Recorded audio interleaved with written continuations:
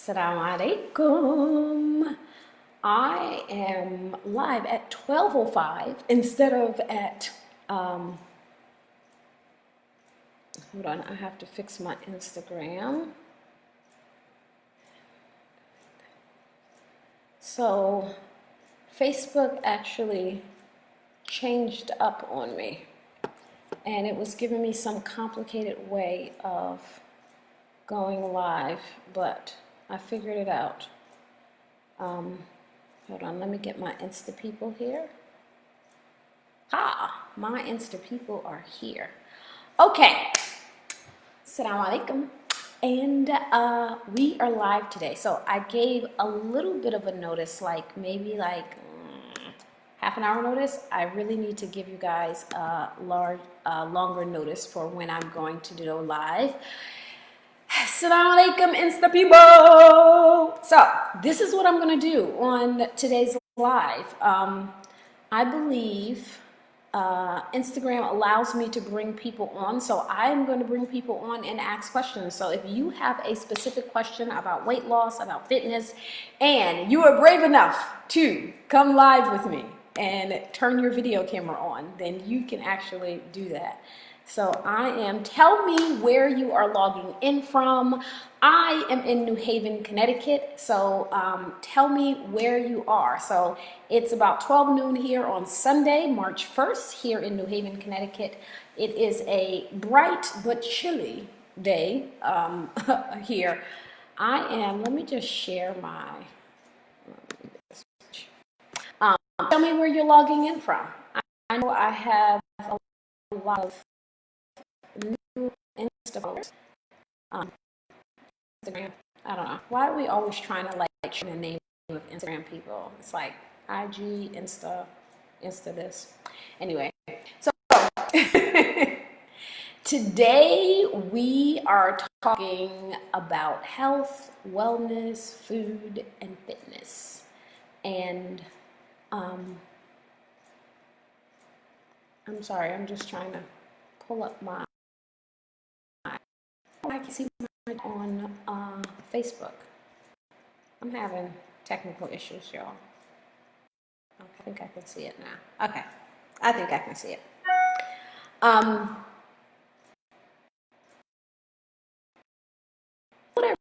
What I realized that Ramadan starts in 8 weeks. Ramadan starts in 8 weeks. So we have to start talking about Ramadan, how to get ready, and how to prepare your body if you have not already been engaging in intermittent fasting or doing things to prepare yourself fitness-wise for Ramadan. We have to go live and specifically talk about Ramadan and how to prepare, because there are certain things that you should be doing with your nutrition and with your fitness in order to make your fast easier. So that's not what today is about, but we will talk about that at one point. So what I wanted to talk to you about today is really, I've been getting a lot of questions. I haven't done a live in a minute, so I feel kind of bad because, let me tell you why I feel bad for my Facebook people, because in January, I think it was, December, I went live every single day for 30 days. And then I didn't go live for 2 months. So I'm going to do lives more often when, January is always the super busy time where everybody wants to get fit and, clients come on. And so, of course, now it's slowing down. So if you're slowing down on your health and fitness goals, then let's talk a little bit about how we can keep you on track. If you are joining me, tell me where you're at. I told you where I live, so tell me where you live. No.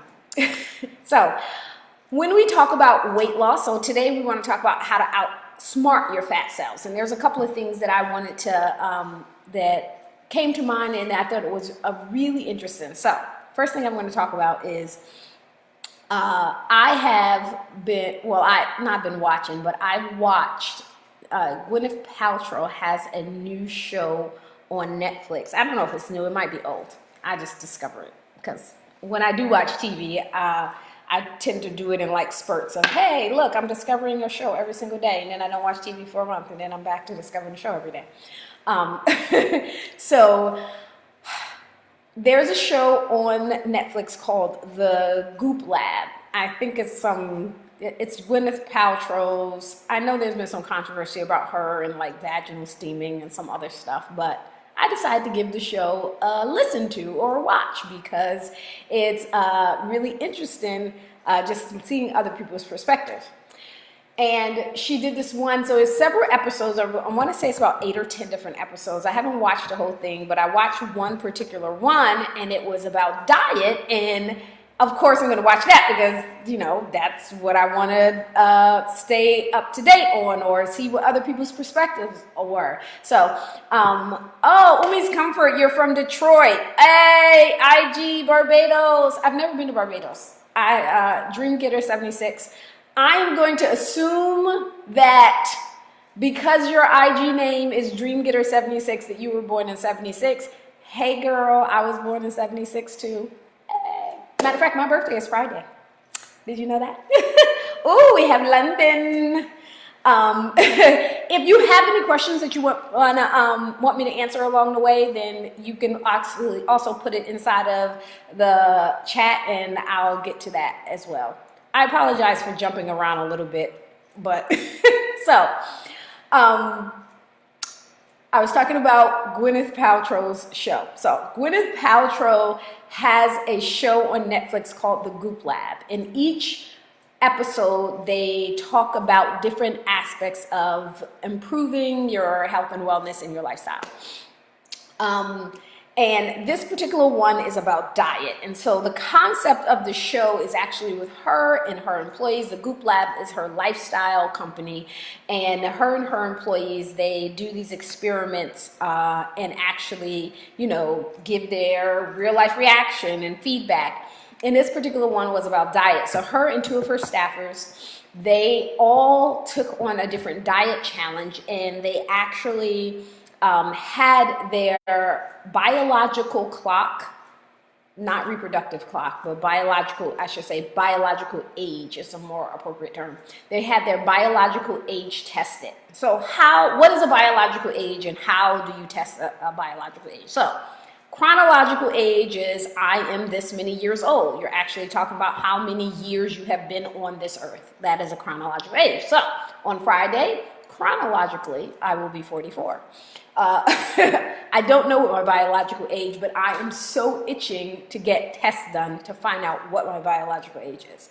So the way that they determine your biological age is that we have telomeres, and telomeres, as we age, they begin to shrink. So they're like, think of them as kind of like long straws, and every year that your body ages internally, they shrink, right? And so researchers have looked at the length of telomeres compared to chronological age, and they can kind of like say what your biological age is inside. Right? So that's one way. They also look at the amount of inflammation that you have in your body. So there's different tests where they have determined that these are tests to determine your biological age, meaning what age is your body inside, all right? So her and her staffers had these blood tests done to determine their biological age. Now, they were all obviously pretty fit because whatever their chronological age, they all aged about a year or two younger than what they were chronologically. And then they took on the challenge of 3 different diets. Also, tell me, have you seen the show, The Goop, in this particular episode? It's called The Goop Lab on Netflix. So 3 diets that they took on for 3 weeks. So one staffer, she went completely vegan for 3 consecutive weeks, 21 days. So vegan meaning all plant-based, no eggs, no dairy, everything was plant-based in her diet for 3 weeks. The second staffer, she went pescatarian, which was basically vegan, mostly vegan, but she was allowed to have fish, right? Fish and dairy. The third staffer, which was, well, not staffer, so Gwyneth Paltrow, she tried something that's called the fasting mimicking diet. So what is the fasting mimicking diet? There is a researcher who studies fasting and the benefits of fasting, and that's an entirely, probably and completely different live that we'll do specifically about the benefits of fasting and why it has become kind of like all the rage and all the research around it. But we know that it has immense benefits, everything from not just reducing inflammation, but also increase in insulin sensitivity, which means it can decrease your glucose level, your the amount of insulin that your body produces. So the insulin doesn't get stuck and you're not able to use it, right? So it improves that. But in particular, it also, we know that fasting, it increases the length of your telomeres, which is an indication of it increasing your longevity, right? So the fasting mimicking diet is a very smart researcher. Once he found out, once he did his research and it was all very conclusive, he actually created a product, which he now sells. You can Google it, the fasting mimicking diet. And what his research was around was, we know that fasting, going without any food, produces all of these benefits in the body. And so his research was like, what is the exact calorie amount, carbohydrate amount, protein, fat amount that you can take? What's the maximum we can eat before we are no longer getting the benefits of fasting, right? Do you have to go straight no water? Do you have to just drink coffee and tea? But at what point do you stop? So what they look at is they look at things like, we know that one of the benefits of fasting is autophagy. Autophagy is literally cellular detox. When you're talking about you want to detox, then you should be focusing on what does that physiologically look like in your body, and that would be the process of autophagy. Autophagy is sort of kind of like, I like to say it's when our body goes inside of the recycling center. On a cellular level, so we're not talking about, oh, my digestive system feels better, which it will. We're not just talking about, oh, you know, I don't have mucus in my throat, I feel better.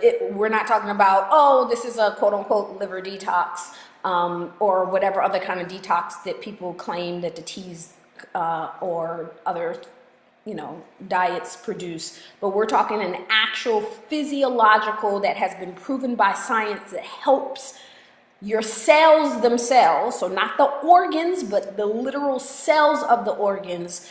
They recycle themselves, they reuse and restore, which means when I say recycle, you may have a group of cells, and as we get age, think of them as kind of like breaking down. This one may have a chip in it. Like in physically, this is what it looks like. You have like a cell, and this one may actually have been worn down for years of whatever, eating lots of junk food, for running too much, doing a marathon every month, and your cells start to break down. And when it recycles, what it does is that it says, okay, well, this cell has this part missing, and we have another cell that has another half missing. Now your body is so smart, it will actually put those two cells together to make a whole cell, and now it has replenished it. It increases the turnover of the cells. So we know that it also increases the speed that the cells are actually developing. If you have old cells that are getting ready to break down, it speeds up and discards of those cells. So all of that is the physiological effect of autophagy. So his research is really around how many calories can you take in before that stops. Now, our body is always slightly replenishing, restoring. It always has a small amount of autophagy going on, because you wouldn't be alive if your body did not figure out a way to get rid of toxins, to restore itself, all of that other stuff. But in his research, what he looks at is how many calories can you take in before that stops? Like, people ask this a lot, like, oh, if I'm doing an intermittent fasting, can I drink keto coffee? Or butter coffee, as some people would call it? Can I eat just a small amount of food, right? So that's what his research looked at. And they actually came up with a calorie amount, right? And so I don't remember it right offhand, but this is easy Googleable stuff. And they created this diet, this package. It's all packaged processed foods, really. And like day one, you have like a bar, some dried soup packages, some tea, and day two, day three, and they're all very specifically made to stay within a certain amount of caloric intake. So the box literally tells you what you have each day. And then you only do it for 5 days. So after they got finished having each one of the participants, so Gwyneth Paltrow and her two staffers do this, they then retested them to see which diet actually helps to extend their life, to decrease their biological age, right? Can you do that in 3 weeks? Absolutely, you absolutely can. So the two staffers did their diets for 3 weeks. Gwyneth Paltrow only did this fasting mimicking diet for 5 days. Remember, we had a vegan diet, we had a pescatarian diet, and then we had a fasting mimicking diet. When they retested all three of them, the person who followed the vegan diet, her biological age did not change at all.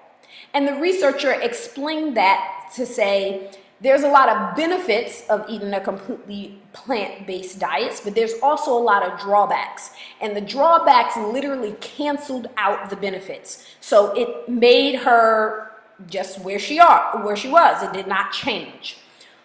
They looked at the woman who followed the pescatarian diet, and it actually decreased her biological age by 1.1 year. So just going for 3 weeks, she literally reversed the clock on her body by an entire year. So that was, of course, impressive. Now, Gwyneth Paltrow, she only did this for 5 days, and it reversed her biological clock by 1.7 years. So almost 2 years, she reversed her biological clock, her biological age by nearly 2 years, just by doing a fasting mimicking diet for 5 days. So that was really, really interesting. And so I do recommend like this particular episode that you should watch. It's really interesting. And what the researcher explained was that one of the things that they look at research is that how do we not prevent ourselves from getting older, but how do we slow down the process? And we know that a lot of things in our body begins to break down, the body begins to change, and obviously your mortality risk increases as you biologically become older. So how do we slow that down? And fasting, for sure, slows that biological age down. And his recommendation was to do it about 3 times a year, right? And I thought that was really, really, it was interesting and fascinating to me, of course, because as you know, I practice and I teach intermittent fasting, and all of the benefits that it can give you. And the benefits are not just about weight loss. Yes, it does help you to lose weight. It does, and it does that in a couple of ways. Number one, when you're fasting. So I did not title this live anything about fasting, but it is an aspect of outsmarting your fat cells. So the thing that he was saying also too, particularly about the fasting diet, is so funny. I have like these stray cats, and he's like totally just staring me down. I can't show Facebook, but I'm going to show Instagram. Hold on. It's so funny. You see this cat? He's like, so I'm sitting in my studio and he's like totally staring me down. You want to come on my live, cat? That is not my cat. I do not have a cat, but apparently maybe he wants to be my cat. I don't know. Let me see if I can show Facebook. I'm going to try. Stop. Do you see that cat? That is not my cat. He's a stray cat. He's like been sitting here for like 5 minutes. Okay. I just thought that was kind of funny. Have random, I don't know, cat stuff going on. It's so funny. I don't have a cat. I want a cat. I'm going to get a cat. This year, I'm going to get a cat, inshallah. But it's so random. Anyway, so one of the ways, so how does fasting help you in weight loss? That's what I was talking about, right? Yeah, I think so. The way that fasting helps you in weight loss is really how it changes your hormones. Insulin is a hormone, and as you know, I always talk about insulin being the domino hormone. If you lower your insulin level, what happens is the number one hormone that helps you to burn fat is called the human growth hormone, HGH. When your insulin level lowers, HGH rises, and that is going to help you burn fat. So we used to think, and I actually gotta really say that it was because we did not have thorough research on intermittent fasting that, hey, when you don't eat and your metabolism slows down. That's actually not true. If you can lower your insulin level, it actually increases your HGH, increases the amount of fat that you burn. So that is one of the main ways that intermittent fasting helps with weight loss. Another way that it helps with weight loss is that it actually lowers insulin level, and insulin is a fat storage hormone. When your insulin is high, it actually signals your body to store fat. So think of it as, so an example of that is, why is it that people say, well, I'm eating, 3 meals and 2 snacks a day, and now I'm not losing weight anymore? The type of foods that you're eating can actually halt your weight loss, because if every time you eat and you eat, I'm eating a sandwich, I'm eating chips, I'm eating, I'm having a piece of a banana, I'm having dried fruit, even though it's natural fruit, natural sugar, it's still going to send your insulin level up. And so all day your insulin looks like this, right? It's going in a zigzag, and every time it's up here, you're not burning fat. Your body is saying, hey, insulin is high, store fat.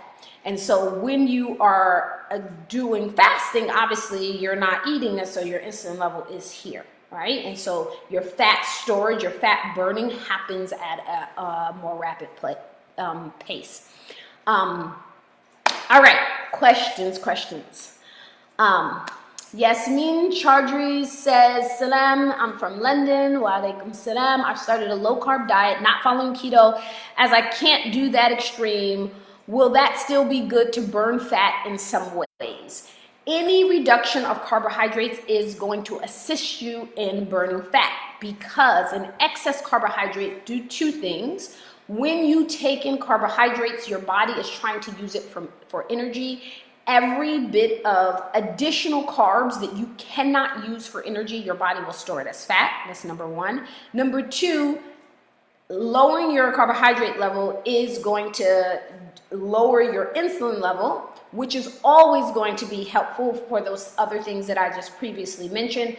The problem with just doing low carb and not doing high fat as keto is that what you're making up for that you're not taking in as carbs or fat is going to be protein, and your body can actually turn protein into glucose, which will mitigate the effects of the amount of weight loss that you're able to achieve, right? So you don't achieve as much weight loss as on a ketogenic diet, and the weight loss is not the same.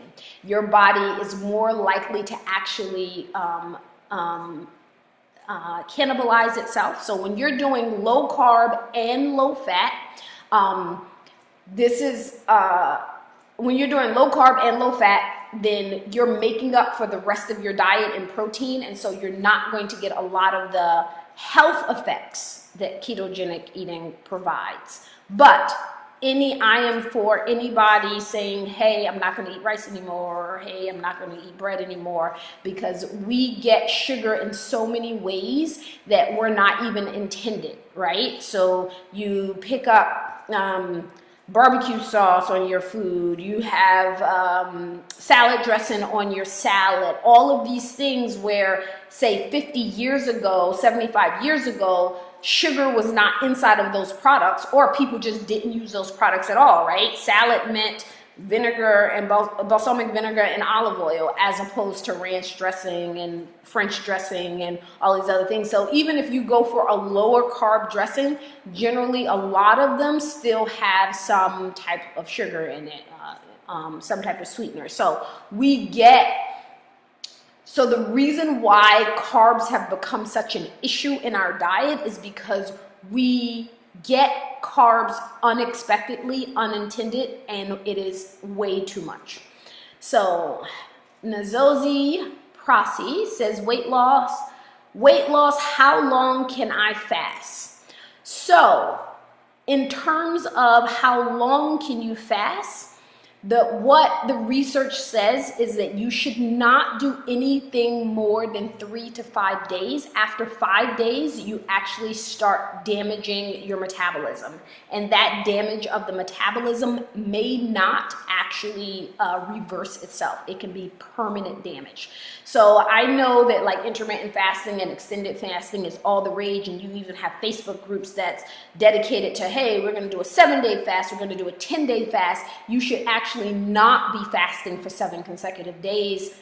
When I say fast, I don't mean the fast of Ramadan because we eat in the evening. I mean like no food, only water and tea for 7 days. You should not do that for more than 5 days, because that we know literally slows down the metabolism, and it can be a permanent slowing down of the metabolism.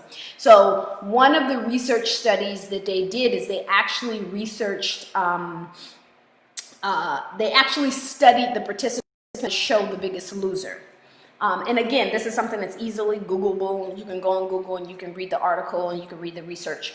And they found that when they did really extreme dieting that the show required, that the participants who lost weight, they permanently damaged their metabolism. Their metabolism, even 5 years later, was 25% slower, which means what happens when you damage your metabolism? It means your body may be able to maintain, and I'm going to use some arbitrary numbers. Don't take this as a personal recommendation. Say whatever your weight is, your body is able to maintain that weight off of 1,500 calories, right? When you damage your metabolism has 1,500, that means that in order for you to maintain that same weight, your body only can take in 1,200 calories. So you have to actually eat less for the rest of your life, because your metabolism is permanently damaged from not eating for so long. So I think that if you want to do a 24-hour fast, that's fine, 48, 68. That's one. Never go more than 5 days, according to the research. The second thing is that if you're talking about how long you should fast on a daily basis, the research also shows us that lipolysis is the literal fat burn that happens in your body. That's the technical name. It actually increases the most significantly between hours 18 and 20. So even though you will hear a lot of people say, hey, fast 16 hours a day, fast 16 hours a day. Fasting 16 hours a day is really kind of like the way that they teach regular people, in quotation, whatever that means, to do it, because it's the most tolerable. Most people, they say, I personally don't believe that. I think you can do anything you put your mind to, and any goal that you set that you want to achieve, that you can achieve it, as long as you're willing to make the sacrifice and put the work in. But if your goal is weight loss, then you should be fasting between 18 and 20 hours. If you're like really focused on that goal, you can do that on a daily basis for an extended period of time, as long as you are really taking in the nutrients that you need when you are eating, right? So the problem with fasting 18 to 20 hours for many people is that it works good for a week, and then the second week you're starting to feel weak, and then you're not feeling good. It's because when it was time to eat, you didn't choose the most healthful food. So that's one of the reasons why I do my program, is to teach people like, how do you refeed, how do you eat to make sure that you are actually eating healthy and you're actually avoiding all of the side effects of fasting and following a ketogenic eating, like constipation. So if you're getting constipated, if you're getting dizzy, if you're not feeling well, it has to do with what you're eating when you are eating, right? So you can certainly go, so for weight loss in particular, so there are different lengths of time depending on what your particular goal is. Oh, Monique, she's in Milford. Hey, Connecticut. All right. Assalamu alaikum. Ayan from Seattle, Washington. Jamaica, I talked about, what autophagy is. Hopefully you posted that when I was talking about it. Nasazo, we just talked about how long you should do intermittent fasting. Who's coming and said, Allah brought you a cat. Yes. Now I need to go and get one that stays. I have a couple of them. And that cat in particular, I'm actually a little scared of him because he is very mean. He like beats up the other cats. So I'll tell you, this is like a total side note. It was really weird. But so the day before yesterday, I'm sitting inside of my house and I hear these two cats fighting and they're like going at it rah, rah, rah, for like a whole 30 minutes. And I'm like, what in the world is going on? Like why are they fighting for 30 minutes? So I came outside and that cat, I call him the lion cat because he has like all of that fur, makes him look like a lion. That cat was underneath my husband's truck beating up another cat. And I knew that they were like fighting, like there was literally like fur coming from underneath the truck. And I had to like yell at them to break it up. So that cat is mean. I don't want him as a cat. He was like literally beating up the other cat. Jasmine said, what foods are best to eat when you're fueling after a fast? So what you eat after a fast is really dependent on, so the reason why I can't give a blanket answer for that, because I honestly believe that you should eat according to whatever your goals are, right? So if you are trying to gain muscle, if you're trying to practice for a marathon, if your goal is just to lose weight, then those foods are going to vary based on those particular goals, right? So once you are done with your fast, I tell people just make sure that you are getting in, number one, I guess I can give some general advice.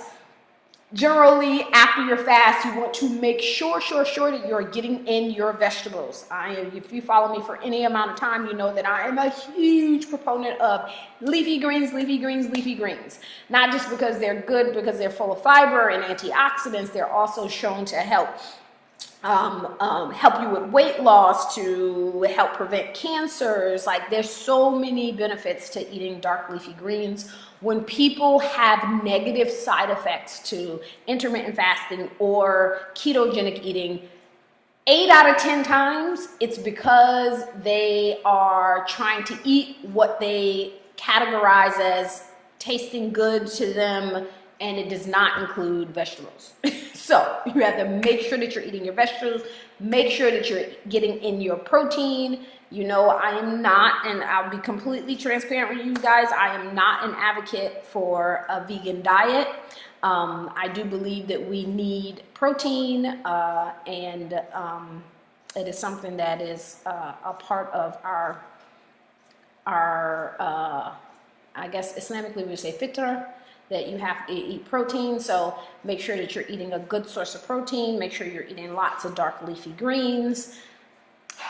I am a keto evangelist, so you know that I'm not going to tell you grains. I got to be honest with you, right? I think that that's a little bit, it's